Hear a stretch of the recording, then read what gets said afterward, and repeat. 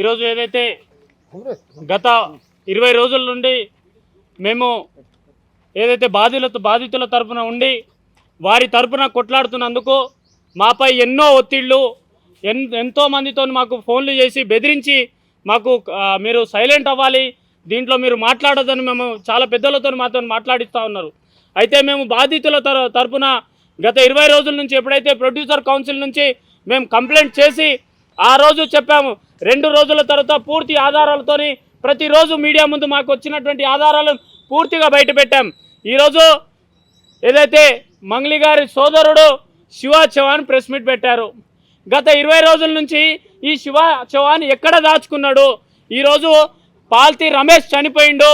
ఆ చనిపోయినటువంటి వ్యక్తికి పూర్తి బాధ్యత మీరు వహిస్తారా? ఈ గత 20 రోజుల నుంచి మీరు ఎక్కడికి వెళ్ళారు? ఈరోజు ఆ కుటుంబానికి ఎందుకు పరామర్శించలేదు? ఈరోజు ఆ కుటుంబానికి దిక్కేవారు? ఈరోజు మీపై ఇంత ఆరోపణలు చేస్తుంటే మీరు ఓర్వలేక ఈరోజు మీరు ప్రెస్ మీట్లు పెట్టి ఎవరో రాసిచ్చినటువంటి స్క్రిప్ట్ని మాట్లాడుతున్నారు. మరి ఇదే అసిస్టెంట్ రమావత్ రమేష్ చెప్తున్న దాంట్లో క్లారిటీ ఉంది కదా. నువ్వు చెప్పే దాంట్లో, రమావత్ రమేష్ చెప్పే దాంట్లో మరి కోకాపేట్ సర్వీస్ సెంటర్లో నువ్వు బండి 10 నిమిషాల పాటు ఎందుకు ఆపినావు? అక్కడికి వెళ్ళి 30 లక్షల రూపాయల బ్యాగు ఏ కారులో పంపించినావు?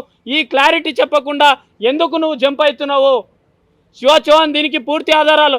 నీకెవరో తెలియని వ్యక్తులతోని కర్నూలులో నువ్వు హోటల్లో భోజనానికి ఎందుకు వెళ్తున్నావు? వాళ్ళతో గుడ్లకు ఎందుకు వెళ్తున్నావు? వాళ్ళతో సిమెంట్ ఫ్యాక్టరీకి ఎందుకు వెళ్తున్నావు? మరి కర్ణాటక మాజీ మంత్రి తన మనవడి దగ్గర నువ్వు డబ్బులు ఎందుకు తీసుకున్నావు? మరి మీ అక్క మిర్యాలగూడ నుంచి ఒకసారి నేను భోజనం చేసిన పాపానికి నన్ను ఈరోజు ఈ విధంగా నన్ను కుట్ర పన్నుతున్నారన్నారు. మరి ఈ ఫోటో ఎక్కడిది? మీ అక్క ఒక్కసారి కలిసిందన్నది కదా, మరి ఈ ఫోటో ఎక్కడిది? ఈరోజు మధు మీ ఇంట్లో కూర్చొని భోజనం చేస్తున్నటువంటి వీడియోని మేమంతా మీడియా ముందుకు పెట్టాము. ఎస్, ఈరోజు బాధితులు మా తరపున ఉన్నారు. బాధితులకు అన్యాయం జరిగిపోతుంది. ఇకపై మేము తొందరలోనే రాష్ట్ర గవర్నర్ గారిని కూడా కలిసి వినతి పత్రం ఇది ఇవ్వబోతున్నాం. అలాగే ఇకపై ఈ ప్రెస్ మీట్లు ఉండవు.